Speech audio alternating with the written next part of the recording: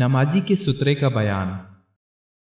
عن ابن عمر رضی اللہ عنہما ان رسول اللہ صلی اللہ علیہ وسلم كان إذا خرج يوم العيد أمر بالحربة فتوضع بين يديه فيصلي إليها والناس وراءه وكان يفعل ذلك في السفر فمن ثم اتخذها الأمراء۔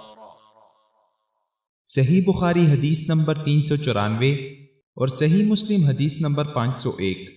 حضرت عبداللہ بن عمر رضی اللہ عنہما نے فرمایا کہ رسول اللہ صلی اللہ علیہ وسلم جب عید کے دن مدینہ سے باہر تشریف لے جاتے تو چھوٹے نیزہ یعنی برچھا کو گاڑنے کا حکم دیتے۔ وہ جب آپ کے آگے گاڑ دیا جاتا تو آپ اس کی طرف رخ کر کے نماز پڑھتے اور لوگ آپ کے پیچھے کھڑے ہوتے۔